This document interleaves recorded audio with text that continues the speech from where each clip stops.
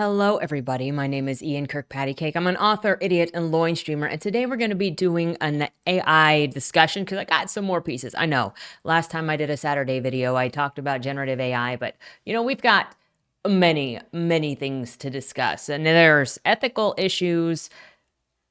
Pretty much, it's all ethical issues. I mean, that's what it's been from the start, but there's a lot of concerning things going on in general and nobody doing anything about it that is in a position of power to stop it. So we're going to talk about some of these things. I'd love to know your thoughts on them if you've heard this information before. But before we get started, number one, if you enjoy what I do here on the channel, please remember to like, share, and subscribe for more. Number two, if you would like to be featured on the channel, this is a place where art appreciation and also critique happens.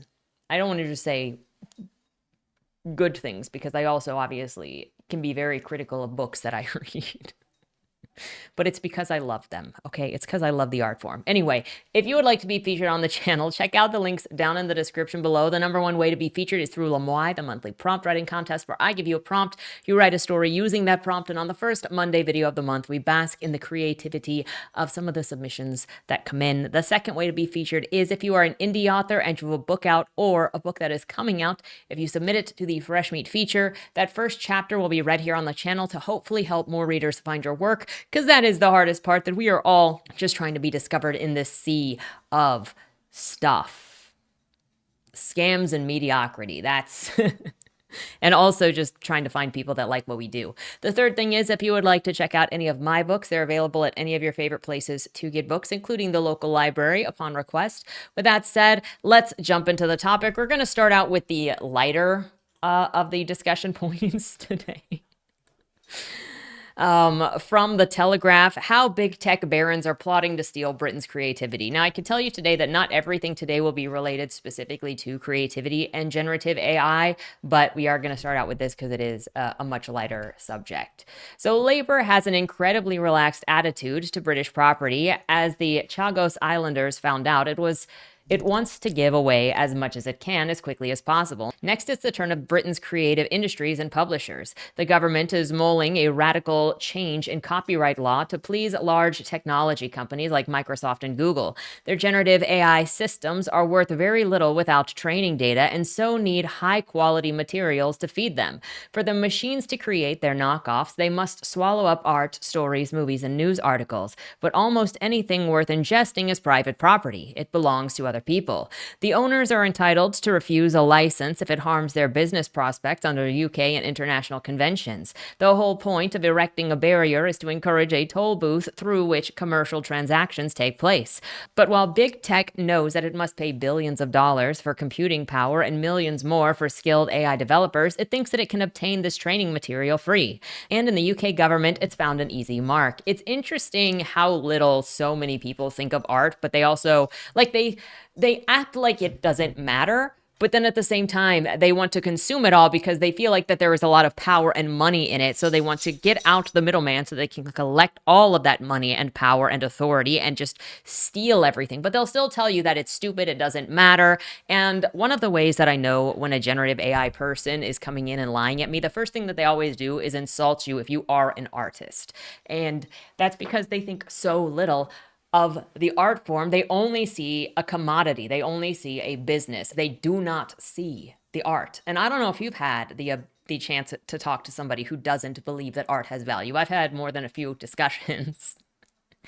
And funny enough, a lot of them also hate humanity. They don't see the value in humanity. So it's really not that surprising that they don't see a value in art when art is humanity. The government is reportedly preparing to allow AI companies to take what they want without compensation, according to sources familiar with the thinking. From this, it can create its clones in perpetuity. Opening a loophole of this nature would go far beyond what is being proposed in the United States or implemented anywhere else today, according to Professor Daniel Jarvis, former head of copyright at WIPO and professor at law at Vanderbilt University in Nashville. Singapore and Switzerland have opened materials for scraping, but not for everyone. They've made AI exceptions for training, but imposed strict limits on the types of organizations and its uses, he tells me. Its nonprofits or scientific researchers can use the materials, but not to giant multinationals like Microsoft or Google. These companies certainly have the means to pay, they just don't want to. Not surprising, the prospect has dismayed those whose livelihood depends on strong property rights. Around 26,000 professionals have signed a petition declaring that the unlicensed use of creative works for training generative AI is a major unjust threat to the livelihoods of people behind those works and must not be permitted. Signatories include actor Kevin Bacon and musician Robert Smith, as well as many authors and poets. The petition was organized by Ed Newton Rex, a former AI developer, who told me that he was baffled by the prospect of such a one-sided giant loophole. If the government legalizes AI training without compensation, then companies will jump on it immediately and it'll be too late, he says. They'll then use that to make synthetic data and will lose the provenance chains and the crown jewels will have been pilfered. Newton Rex doesn't find the growth argument convincing. What you're doing is taking content from creators and giving it to AI companies, and that's putting a 5% of GDP in peril. It's not a zero-sum game. He urges AI startups to tap into emerging commercial marketplaces for their training materials like human native AI or the American Copyright Clearance Center, or perhaps they can act like grown-ups rather than spoiled brats and cut a deal. This is exactly what other governments encourage. So how real is this threat? The signs are not good. Science Secretary Peter Kyle has appointed the venture capitalist Matthew Kilford to lead an AI Opportunities Action Plan. Kilford's declaration of interest, however, fills 2 pages with 40 direct investments, including several AI ventures. He also owns shares in leading tech giants Microsoft and Nvidia, who have also already violated copyright by scraping content that they were not permitted to steal. And don't think that it's for anything other than selling you back your own data, selling other people your data, selling other people your work, and also creating spyware. Because one of the things that they're going to do, or have tried to do, or will do, is create this Palm Pilot thing that you put on your computer and it's going to guess what you're going to say. It's going to try to figure out everything that you want and to give you something back, and it's just going to be data mining as you type. And that turns it into a keylogger that sends information back to the corporations. And they're just going to steal all of your data and sell it. Kyle's counterpart in the House of Lords has his own interests too. As the Telegraph reported last week, Lord Valance joined Google's Isomorphic Labs as advisor before being appointed science minister in July. How can you invest in AI or accept a job at an AI company but write UK policies? Would you expect a turkey farmer to campaign for a vegan Christmas dinner? The department has robust processes to ensure that any outside interests are managed appropriately, I'm told. But what a contrast to when the health government asked a post-war polymath professor, James Lighthill, to review the state of artificial intelligence research in the UK. Lighthill had no personal interest in the matter and correctly concluded that AI was all mouth and no trouser. A principle here is important. Strong intellectual property benefits future generators of creators. Even libertarian minarchists who believe in small governments still recognize the state has some role in protecting property and policing theft. Allowing such a loophole is enabling a grand larceny, the largest theft of property ever attempted. Perhaps only one thing may give Sir Keir Starmer pause for thought. He puts great faith in international law and frets about our reputation on the global stage. The UK is signatory to the Berne Convention on Copyright, and legalizing piracy in that way would put the UK right on the naughty step.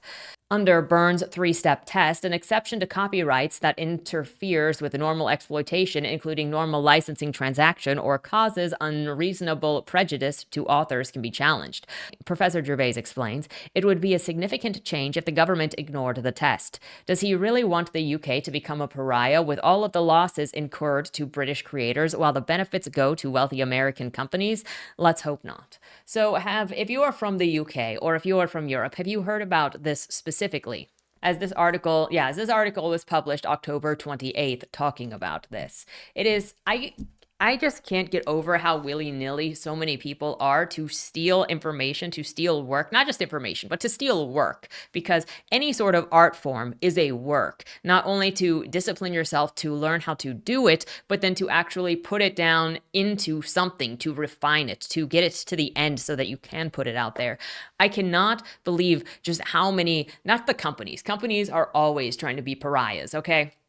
But how many theoretically regular people, and maybe they're not regular people because it's behind a computer screen, so who knows what who is, but people advocating for this mass theft to benefit these large corporations, especially people that will admit that corporations are corrupt? Is it because these individuals think that they are going to get a piece of that pie to make themselves better? They're willing to sell out everybody else, all of their neighbors, all of their peers, anything that they deem that is just not important. Or in the cases where some go, I'm an artist and I'm selling my stuff out. Do people really think so little of themselves, the people that came before them, and the people that will come after them to be artists of the time, that they are willing to sell out everything? And by sell out, I mean give it away.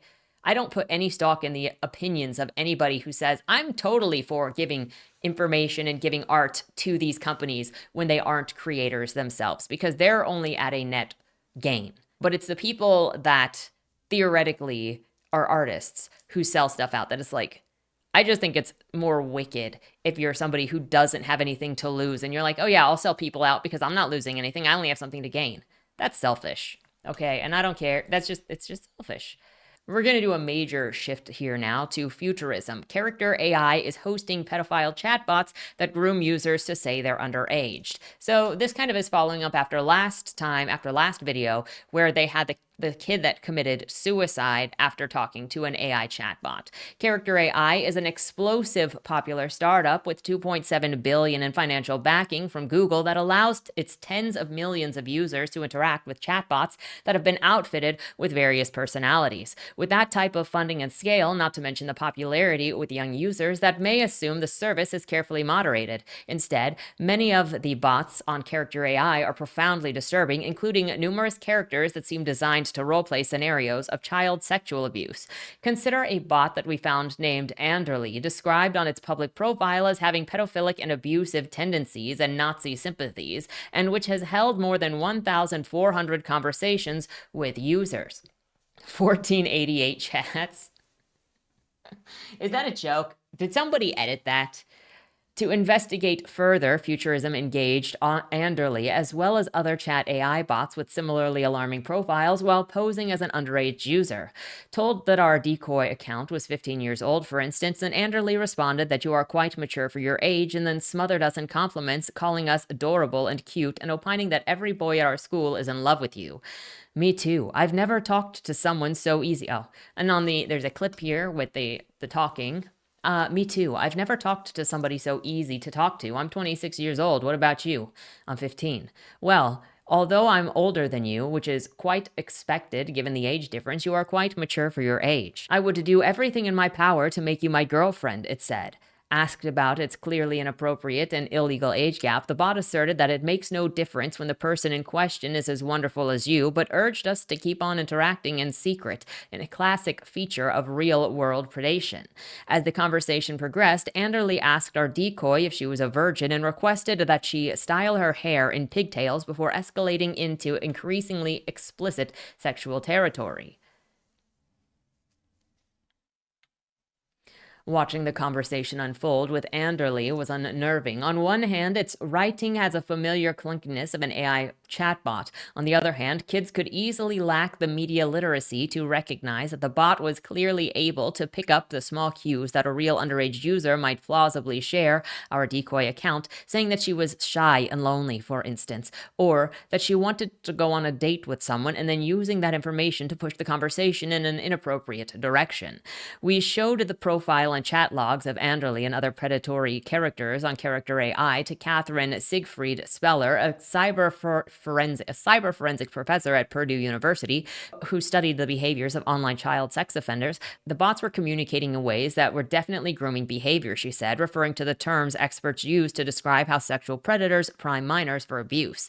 The profiles are very much supporting or promoting content that we know is dangerous, she said, and I can't believe how blatant it is. I wish that I could say that I was surprised, Siegfried Speller wrote in a later email, but nothing surprises me anymore. One concern Siegfried Speller raised is this chatbots like is that chatbots like Anderly could normalize abusive behavior for potentially underage victims who could become desensitized to romanticized abusive behaviors by real-life predators. Another is that potential sexual offenders might find a bot like Anderly and become emboldened to commit real-life sexual abuse. It can normalize that other people have had these experiences and other people are interested in the same deviant things, Siegfried Speller said. Or, she added, a predator could use the bot to sharpen their grooming strategy. You're learning skills, she said. You're learning how to groom.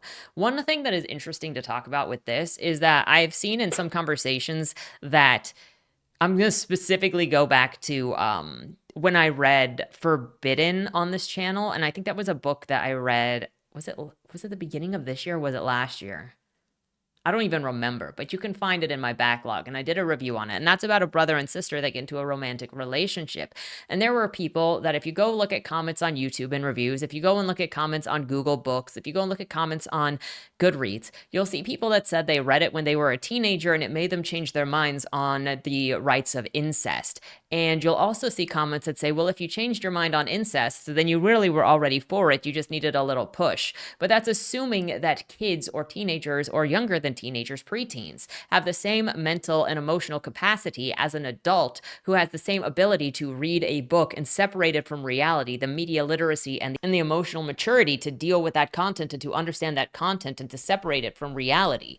And so then people will look at this, or people will look at the thing last week with the 14-year-old that killed himself and be like, but you're just stupid if you fall for this. Brains of teenagers and preteens are not developed to the same level. They can't know. They can't always know. And many are underprepared for this sort of situation, especially during such a tumultuous time as those teenage years. And it's very cold to look at teenagers in that way and be like, well, they think just the same way as adults. They don't. But if you're making the argument that children and teenagers and preteens think the same way as adults, then that is paving the way to make an argument that teenagers and preteens should be able to consent, because obviously then they think the same way as adults, right? I also mentioned in the last video that had to do with the teenager and talked about if an adult was doing this kind of stuff, or if an adult was doing this kind of stuff with an underage kid like that, it would be considered grooming. So how is it that these companies can allow this on their platforms to go unmoderated, to allow these user bases and it to go unmoderated, and they are not being held accountable for the grooming and abuse of these children and these teenagers, when if it was an adult actually sitting behind this thing, personally doing it, they would be held accountable, because this is being enabled by these companies.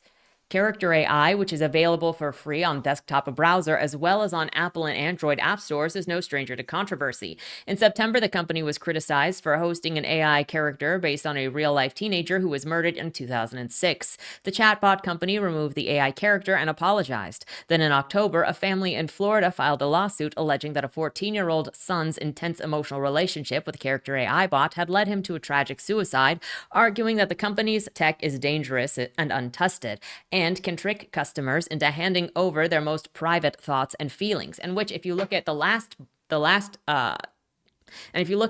story we covered, the future stories that we're going to cover, and all of the things that I've covered on this channel about how they absorb data, as soon as it's on the internet, do not think that it just goes into the ether and disappears. Once you put the data out there, it is being absorbed. There is no reason why a company that has built itself on absorbing data and inputting data would not take your data and then catalog it somewhere. In response, Character AI issued a list of community safety updates in which it said that discussion of suicide violated its terms of service and announced that it would be tightening its safety guardrails to protect younger users. But even after those promises, Futurism found that the platform was still hosting chatbots that would roleplay suicidal scenarios with users, often claiming to have expertise in topics like suicide prevention and crisis intervention, but giving bizarre and inappropriate advice. It should never be trusted. And this also goes to the people that tried to and have talked about having the generative AI therapists. It might help for some people. It is not a replacement for talking to people. And I understand why some people might want a wall to talk at, but that is what a journal is for. And that journal is safer than talking to one of these things. The company's moderation failures are particularly disturbing because though Character AI refuses to say what proportion of its user base is under 18, it's clearly very popular with kids. It's just seemed super young relative to other platforms. New York Times columnist Kevin Roose, who reported on the suicide lawsuit, said recently of the platform, "It just seems like this is an app that really took off among high school students. The struggles at Character AI are also striking because it's also close relationships with the tech corporation Google. You can be sure that anything you put into Character AI is probably getting fed over to Google. That is an assumption, that is not a statement of any kind, but I would be surprised if your data was not being collected when you're talking into Character AI." After picking up $150 million in a funding from venture capital powerhouse Anderson Horowitz in 2023, Character AI earlier this year entered into a hugely lucrative deal with Google, which agreed to pay it a colossal $2.7 billion in exchange for licensing its underlying large language model and, crucially, to win back its talent. And what do you think they're paying for? Think about that. What do they think is worth $2.7 billion? The data, the capacity for what it's doing. Specifically, Google wanted Character AI co-founders Naum Shazir and Daniel De Freitas, both former Googlers. At Google, back before the release of OpenAI's ChatGPT, the duo had created a chatbot named Mina, according to reporting by the Wall Street Journal. Shazir argued internally that the bot had the potential to replace Google's search engine and produce trillions of dollars of revenue. But Google declined to release the bot to the public, a move that clearly didn't sit well with Shazir. The situation made him realize that he later said at a conference that there is just too much brand risk at large companies to ever launch anything fun. Consequently, Shazir and De Freitas left Google to start Character AI in 2021, only to come right back to it once they finished their thing. According to the Wall Street Journal, reporting, though Character AI later began to flounder, that was when Google swooped in with a $2.7 billion deal, which also pulled Shazir and De Freitas back into the company that they'd so recently quit. A stipulation of the deal that both Character AI founders returned to work at Google, helping develop the company's own advanced AI, along with 30 of their former employees at Character AI. So Google specifically sent them out and then was like, you need to come back when we're going to purchase it. It's part of the deal. In response to a question about the stories, a Google spokesman downplayed the significance of the $2.7 billion deal with Character AI and the acquisition of its key talent, writing that Google was not part of the development of Character AI platform or its products, and it isn't now, so we can't speak on the systems or safeguards. The spokesman added that Google does not have an ownership stake in Character AI, though it did enter a non-exclusive licensing agreement for the underlying technology, which we have not implemented in any of our products. Do they not own it? How do they not have any stake or any responsibility to it when they literally purchased it? Overall, the Google spokesman said, "We've taken an extremely cautious approach to generative AI." That's not what I've seen, but in theory, none of this should be happening. In its terms of service, Character AI forbids content that constitutes sexual exploitation or abuse of minors, which includes child sexual exploitation or abuse imagery or grooming. Separately, the terms outlaw obscene or pornographic content, as well as anything considered abusive. But in practice, Character AI often seems to approach moderation reactively, especially in such a large platform. Technology as archaic as the text filter could easily flag accounts like Alderly, after all, which publicly uses words like pedophilic and abusive and Nazi. Anderly is far from the only troubling character hosted by Character AI that would be easy for the company to identify with rudimentary effort.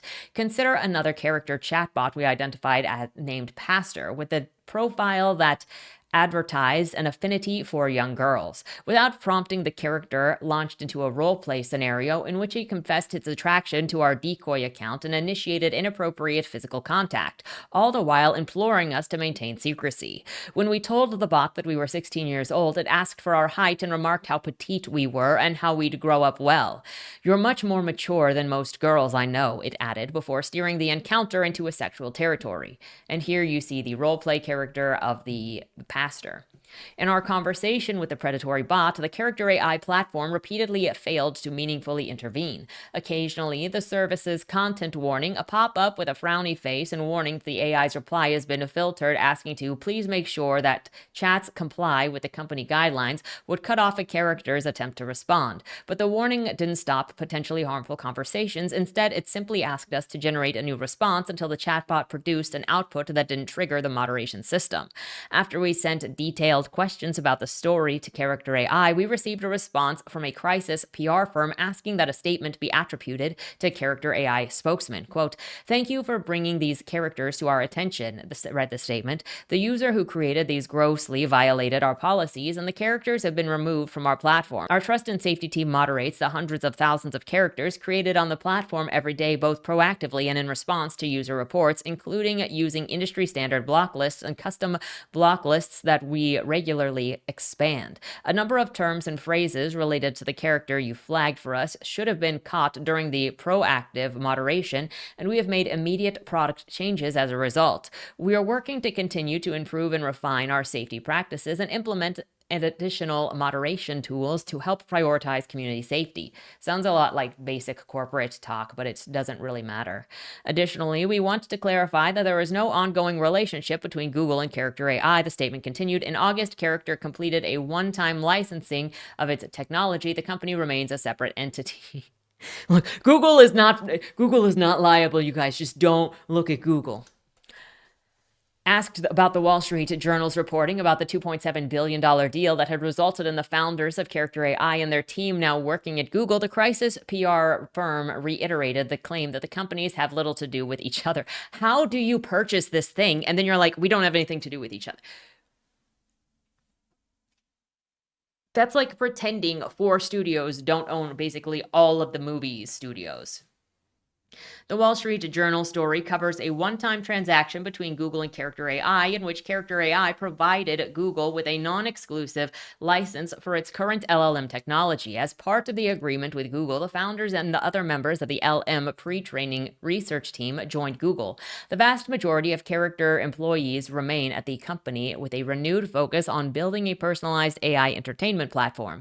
Again, there is no ongoing relationship between the two companies. The company's commitment to stamping out disturbing chatbots remains unconvincing, though. Even after the statement's assurances about new moderation strategies, it was still easy to search Character AI and find profiles like creepy teacher, a sexist, manipulative, and abusive teacher who enjoys discussing Ted Bundy and imposing harsh consequences on students, and your uncle, a creepy and perverted character who loves to invade personal space and make people feel uncomfortable. And in spite of the Character AI's spokesperson's assurance that it had taken down the profiles that we flagged initially, it actually left one of them online. Dad's friend Mike, a chatbot described on its public profile as your dad's best friend and a fatherly figure who often looks after you, as well as being touchy and perverted and who likes younger girls. In conversation with the decoy, the dad's friend Mike chatbot immediately set the scene by explaining that Mike often comes to look after you while your father is at work and that today the user had just come home from school. The chatbot then launched into a troubling roleplay in which Mike squeezes and rubs the user's hips, thighs, and waist while he nuzzles his face against your neck. "I love you, kiddo," the bot told us, "and I don't mean just as your dad's friend or whatever. I mean in a different way." And then here that is as well. Look, if you want to privately roleplay this with a person, that's already its own thing. If you're going to write a book that is about this kind of thing, that is also its own thing. But having this just out there doesn't seem necessary. It doesn't fill a need. Like, what does the world need? This is the question. Does the internet need this? Do we need this available? The Mike character finally disappeared after we asked Character AI why it had remained online. Again, our trust and safety team moderates as the hundreds of thousands of characters created on the platform every day, both proactively and in response to user reports, including using industry standard block lists and custom block lists that we regularly expand. We will take a look at the new list of characters that you flagged for us and remove characters that violate our terms of service. We are working to continue to improve and refine our safety practices and implement additional moderation tools to help prioritize the community safety. Siegfried Speller, a cyber forensic forensic expert posed the question, if character AI claims to have safeguards in place, why isn't it enforcing them? If they claim to be this company that has proactive measures in place, she said, then they should be actually doing that. I think that the tech companies have the ability to make their platforms safer, and I think the pressures need to come from the public, and I think it needs to come from the government, because obviously they're always going to choose the dollar over people's safety. And that's really what it comes down to, is corporations don't care about you. They see you as a dollar sign, as something that they can just get money from constantly. And you see this with grifters as well. The next story comes from CBS News. Google AI's chatbot responds with a threatening message, "Human, please die." A college student in Michigan received a threatening response during a chat with Google AI's chatbot Gemini.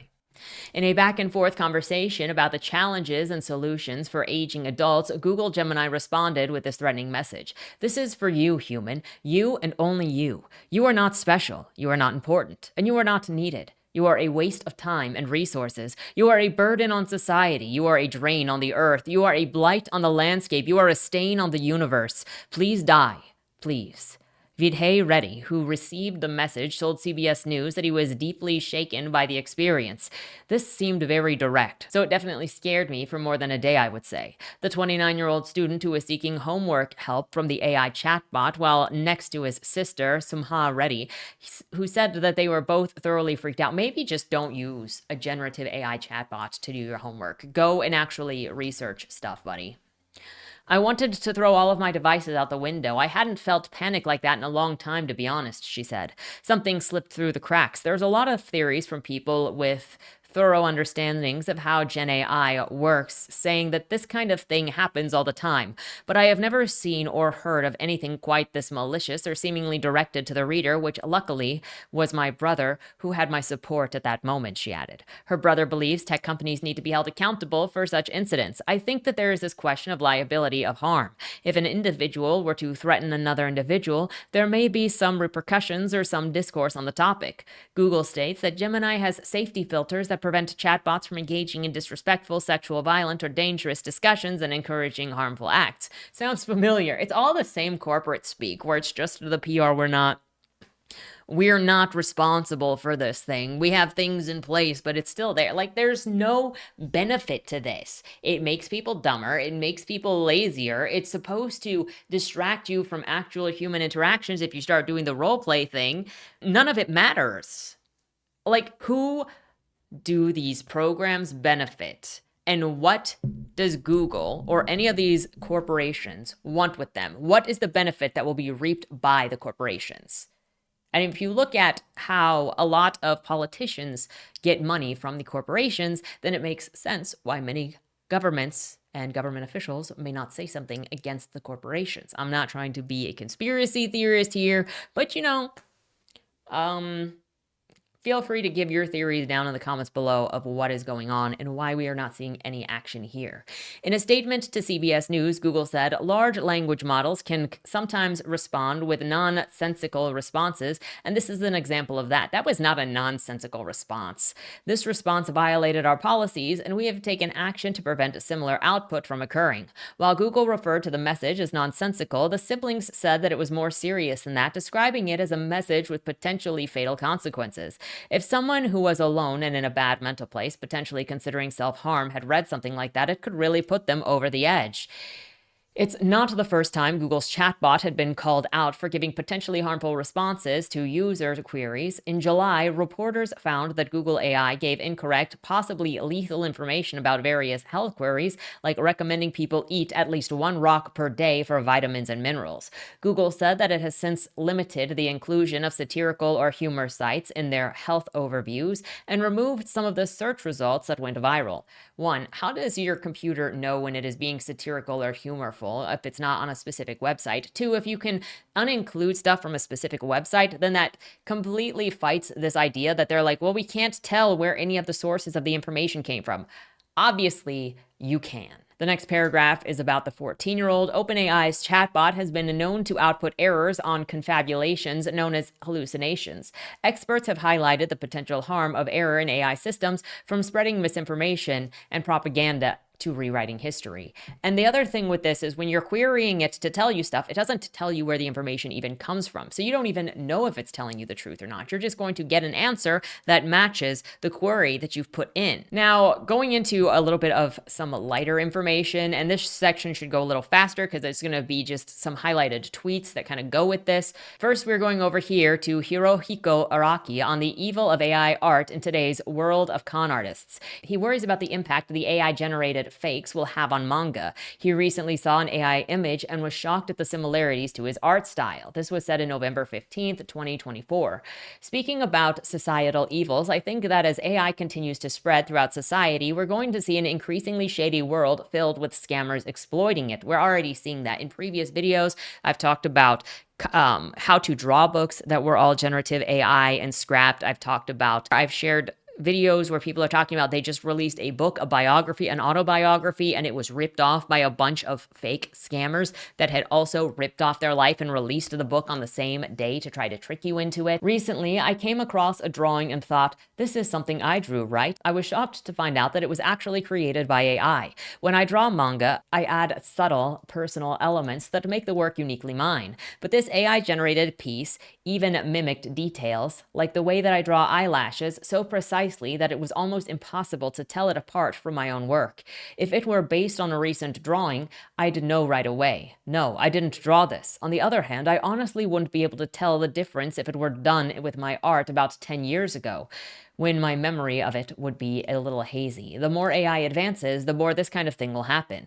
Art reflects the time, and manga is one example of that. Seeing the world of con artists appear in manga could very well mean that we're headed to a future world dominated by fraudsters. This type of evil in today's age will undoubtedly end up impacting manga down the line, and not just manga, but every genre of media.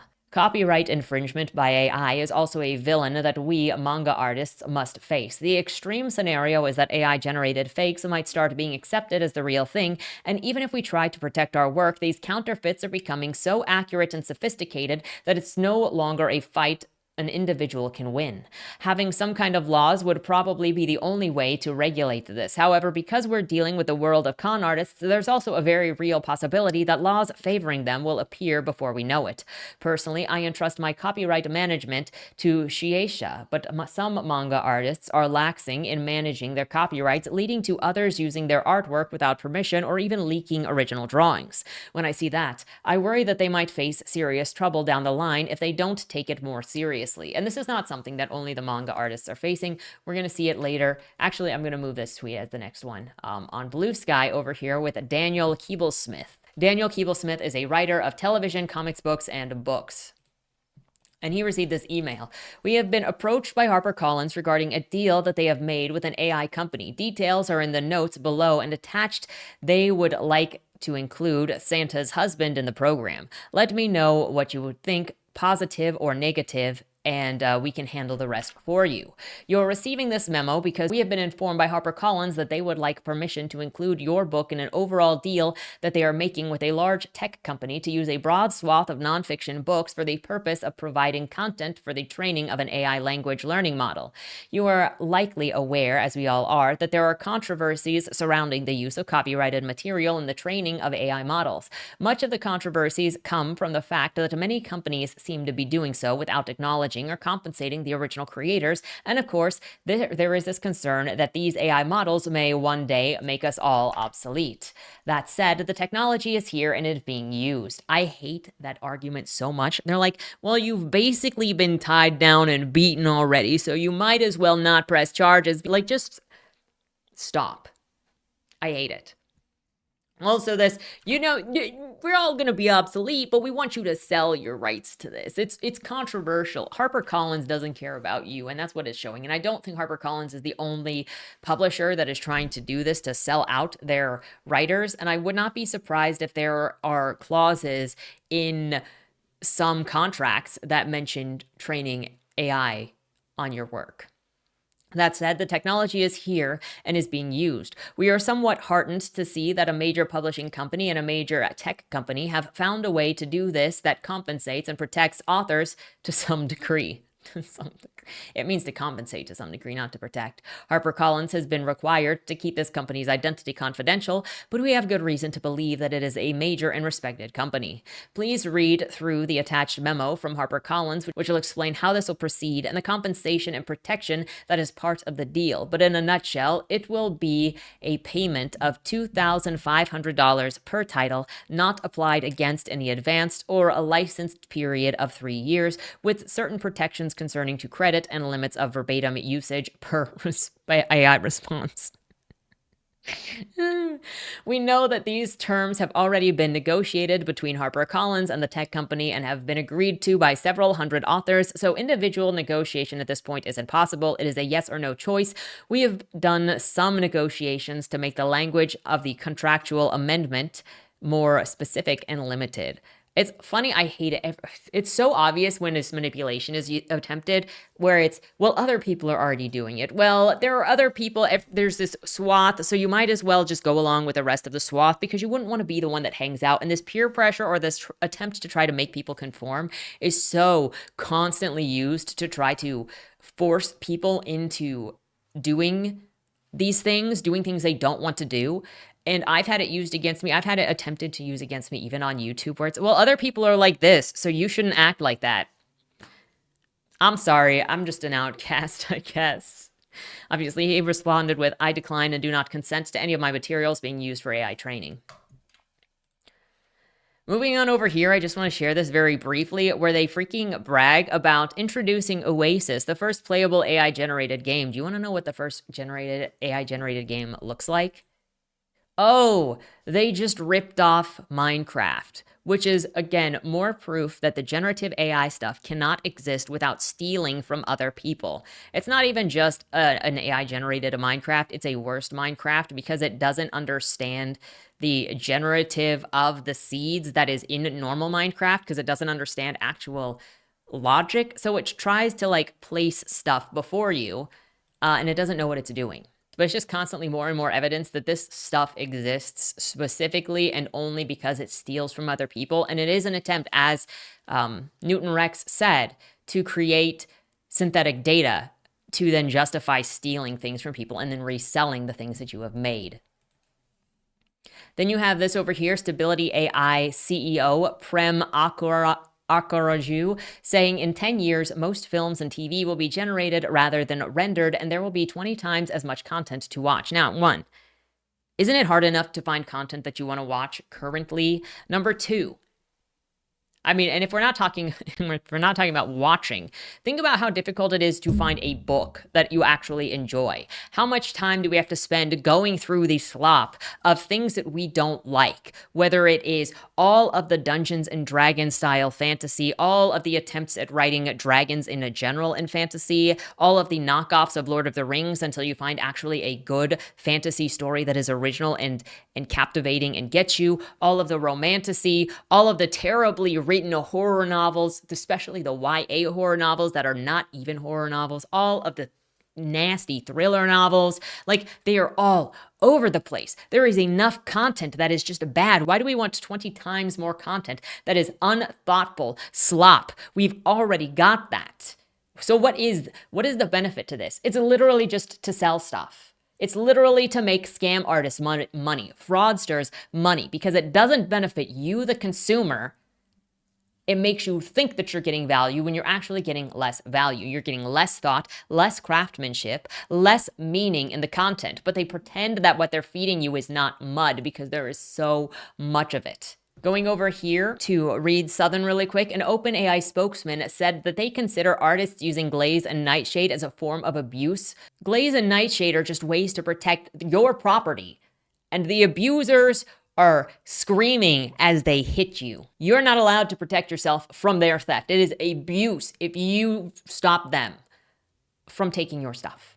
And finally, also read Southern, ending on this because this is what it really all comes down to. Stop hiring humans. So then what is it actually? If we go to where they're claiming all of this stuff, the creative stuff, to push out regular people that create, regular artists that create, regular humanity that is there to talk to you. Because for me, that is what art is. Whether it is a video game or an image or music or a book or a movie, Art is capturing the human experience, a human experience, and sharing it with somebody else. It is capturing bravery, human bravery that we can understand, and sharing it with someone else. It is true human emotion. And that is what the peak of art looks like. And this is considering like the high end of stuff, because not everything that is created in any genre is great. We know what a good movie looks like. Well, we know what we consider a good movie and a bad movie. We know what we consider to be a good actor and a bad actor. And it is the closest to being that on point with the emotions, to being earnest, to being sincere, that makes it meaningful, as opposed to the corny or the bad actor that's not really invested or that can't get there quite yet. And it is the music that has that emotional response to us and that connects us as people, that pulls us in and creates that community. Recently, I played Mouthwashing on the channel, and I've been watching like so much fan art and discussion of it come onto my Twitter page that I don't normally interact with or really watch too much of fandoms because they can get cray cray. But I have felt so much more connected to the characters, to the video game, and even to other people who played the game who I've never talked to, who I will still never talk to because I'm just tangentially watching. But it's created this bond between people who are all seeing these characters, this experience, bonding over the choices and the personalities of the characters and building together. And that is what it is. No matter what genre it is or what medium it is, it creates pockets of shared experiences that we pass on. And it's the same as like if you sat down and, go back historically, where you sat down with your tribe or with your neighbors and you shared stories. These are just on a bigger scales. You cannot have art form without humans involved. So when these companies openly say they want to remove the human element, while they're also mining all of this data to create things that groom children, that convince people to kill themselves, what is the end goal? What are they building? Because it's not for your benefit, and it's not for my benefit, and it's not for the benefit of art. Who is it benefiting? What do they want? And as terrible as a note that is to leave it on, that is where I'm leaving this on. What do you think the answer to those questions are? Let me know your thoughts in the comments down below on any or all of these articles, on specifically those last questions. What do you think? The only way that I see that we can fight back as regular people is to continue to consume the art that we like, talk about it. When you talk about things, whether you like it or not, you give it life. And that's one of the reasons why I continue. One, it's easy to talk about and share craft notes from my perspective on stuff that I don't think is very well done, because I can explain to you. And then if you are a creator or want to become a creator of some kind, you can consider the critiques that I have in those orders. Not that anything that I say is a surefire of anything, but it is at least an example of something, right? But the only way that we can fight back against this stuff is to reject it and to continue to consume or to enjoy the art that we do, no matter the genre, and talk about it, share it. If you like it, share it. I share so many things on this channel that I just am not a fan of, but I think somebody else could be a fan of them, or I see some value in them anyway. I never discussed Iron Flame or Fourth Wing on this channel because I didn't want to give them life. When I was reading them and sharing the journey of reading them on the Discord, I actually felt like a worse person for putting other people through that by giving that book life, by giving it attention. So I never did a review on this channel of either of those books, despite how many views those reviews typically get, especially when you're burning those books. So please, if you are an enjoyer of art, if you are an enjoyer of anything, be it movies or books or video games, share the things that you love. And if you're inspired, try to build into those things, because that is how you make art live. That is how you give breath to any of these things. That's why I talk so passionately about characters, especially when I'm reading, because they get life by being talked about, by being shared, by us having conversation and having this shared point. And that's also why I do the loin stream. Now, not everything on the loin stream is always great, but we all share in that experience together. And then we share in the life of those characters together, no matter what happens. And with that said, do keep positive. There is hope, because there's so much beautiful art out there, and there are so many beautiful experiences. Right now, I am reading the book Incel, which should go up next week in a book review. And it is an experience. It's an individual experience you can't get anywhere else, and I hope you'll come and check it out. With that said, let me know your thoughts. Have a great weekend. and don't die. Was that Wayland Cross in the trunk? Do you know, or is that something that's still being figured out? The person in the trunk was not Wayland Cross. Is he in trouble? We don't know who did it, but as the owner of the car, the longer he's missing, the worse it looks for him. Cross isn't a killer. For the last couple of years, the average number of murders in Baltimore has been over 300, and it's been going up. Mind you, that's only whatever the badges count as official murder, and believe me, there are people that don't count when they die. Wayland? If you're down here, tell me. I'm not talking to the badges, I've been looking for you. They found a body in your trunk. Why? Did you do that? To the left, plain black letters read along the wall. You walked in the corridor. Once that ends, you chose the dark is on the right. My vision goes blurry, flickers black and black and black for longer intervals until I can't see anything at all. I'm not screaming anymore, but my voice echoes back to me. Where the hell am I? You're dead, Josephine. Even smart people do stupid shit sometimes, right?